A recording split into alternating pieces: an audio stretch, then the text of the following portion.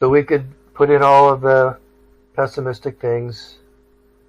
If you're in Astro 7, like climate class, you'd hear about all of them. I don't want to dwell on them here. There it is, Nolthenius' first law. People learn the hard way. So I think Earth's population very likely will decline to maybe 2 billion or maybe 1 billion or maybe even a lot less if we have a hard landing.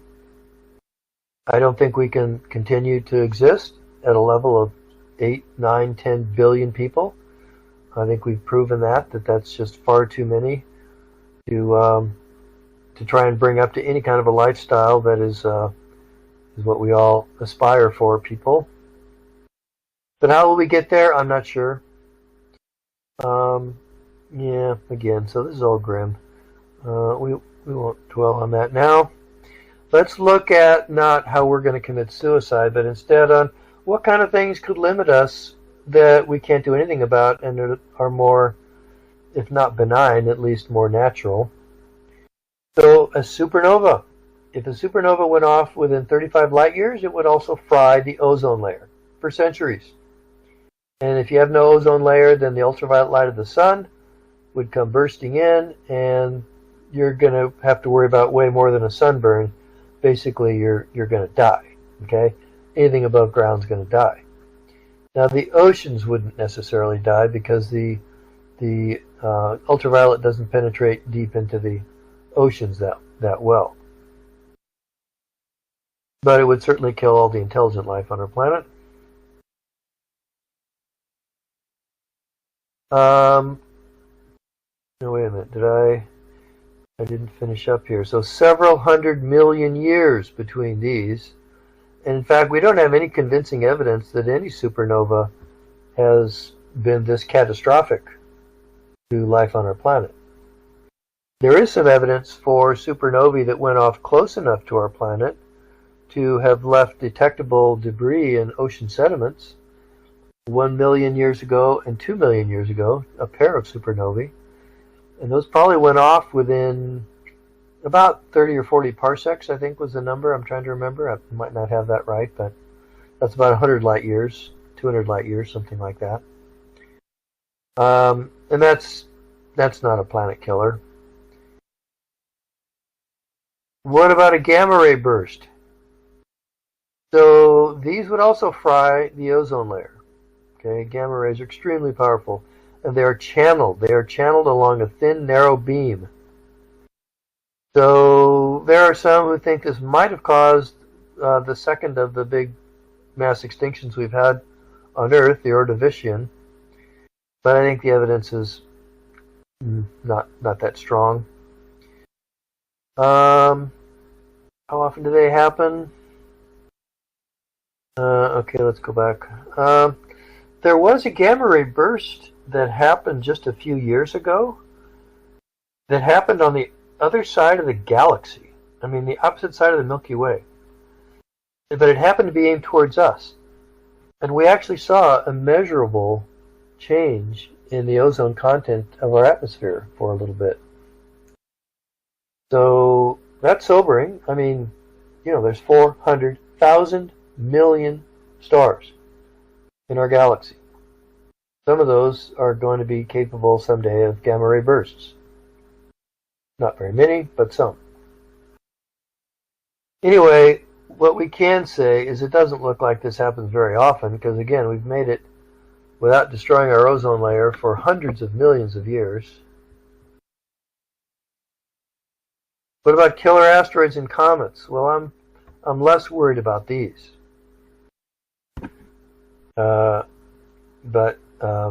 Now, this may argue against what I just said, but anyway, it's a fun cartoon. I thought I'd put it in. Actually, I think we will be prepared, and that's because we've already discovered well over 90% of all the asteroids that are on orbits that could intersect ours and are large enough to cause significant loss of human life. Now, that's for asteroids that are Earth-crossing asteroids. There is still the possibility of a comet coming in from the Oort cloud a comet that would come in and we wouldn't see it until it was already on Earth crossing timescale, and it would really, the outside possibility of when you would first discover it might be, a year or two before it hits.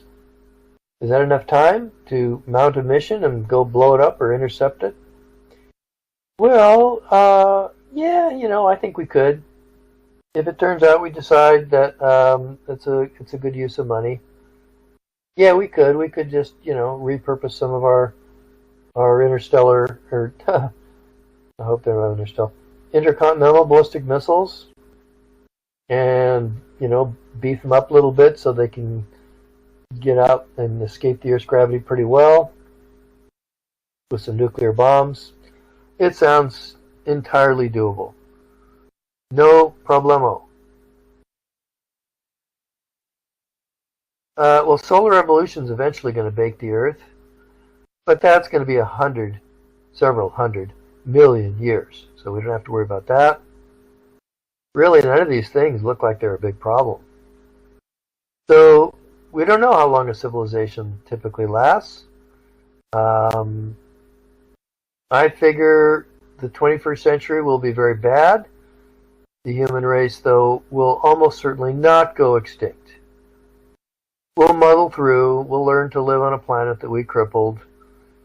We will muddle through well enough, hopefully, that in some not unreasonable time we can actually uncripple it. So, what we're going to use then to try and guess L is the principle of mediocrity. The principle of mediocrity says we're roughly at the midpoint of our ultimate lifetime.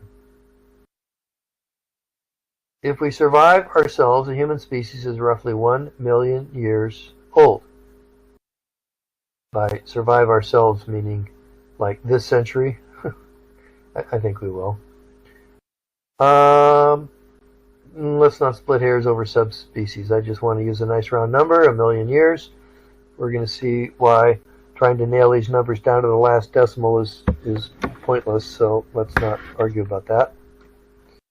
Figure we make it through the tough part of our evolution.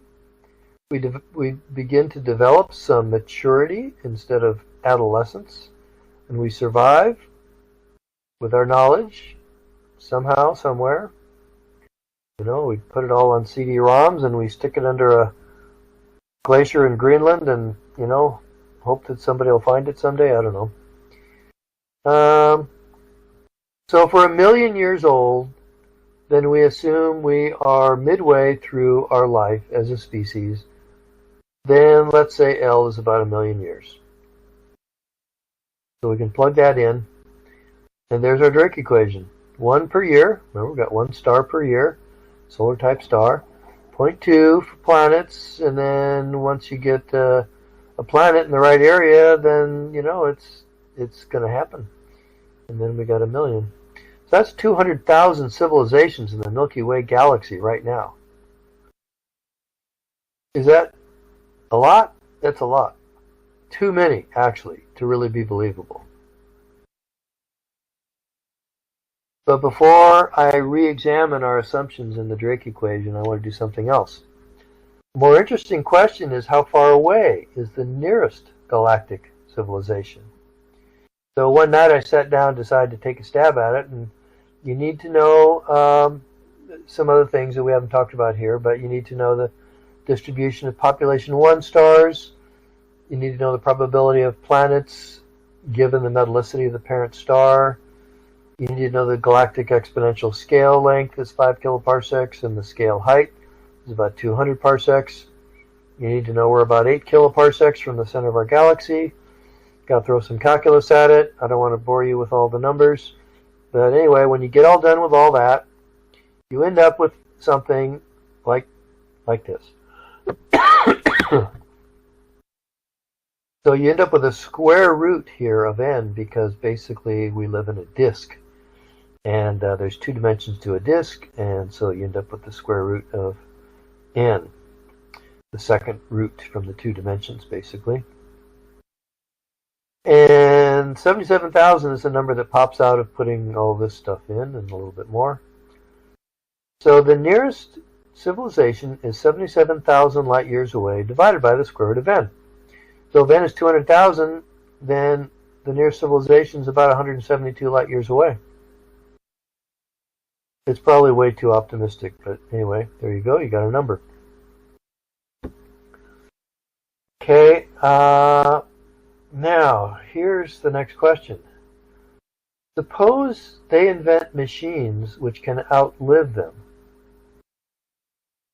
Now they might be von Neumann machines, which are machines that can go out and land on a planet and basically carry along their 3D printers and make copies of themselves using the native materials. After all, we know that all planets have at least approximately similar chemistry, the raw materials. We all have the same 92 elements. And then with the copies that they've made, they send those out. So maybe a Neumann machine that you made lands on the first planet, reproduces itself 5 times, just to pick a number, maybe 10 times, gives instructions to each of those to go out and land on more planets, and each of those reproduces 10 times. And since they're machines, then they're not subject to the kind of acceleration limits that you and I are.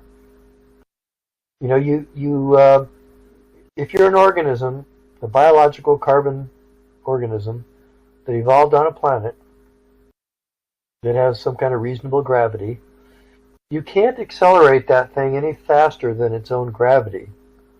Or it squishes, it crushes, its bones break, and it dies.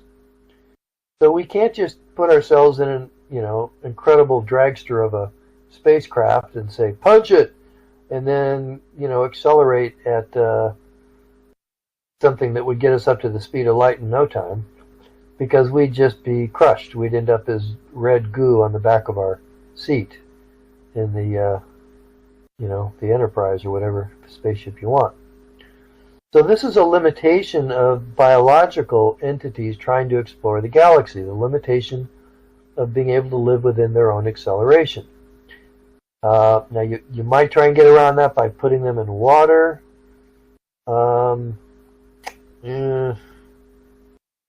Anyway, you could also get around it by just making them machines made out of tougher stuff.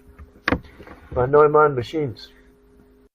And also, as machines, they wouldn't get bored by the long travel time. And I guess I'm assuming that we're not going to be able to put them to sleep like they always do in the sci-fi movies. So they'd be capable of reproducing, and you could actually populate the galaxy in a matter of a couple of 100 million years this way. But would they become berserker machines instead? Okay, I'll let you click on that.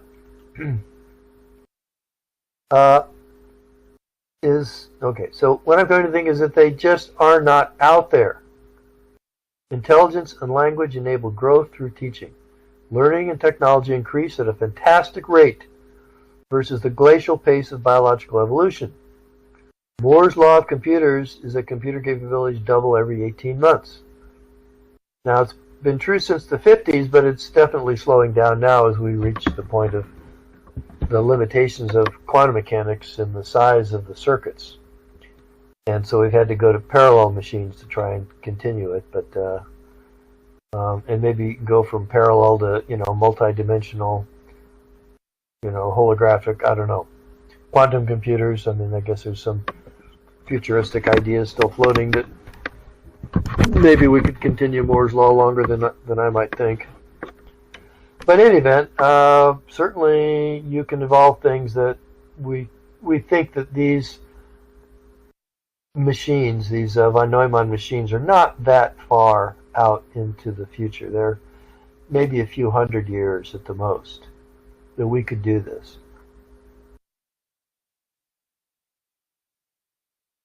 So why is nobody here? So this is a variation on the Fermi paradox.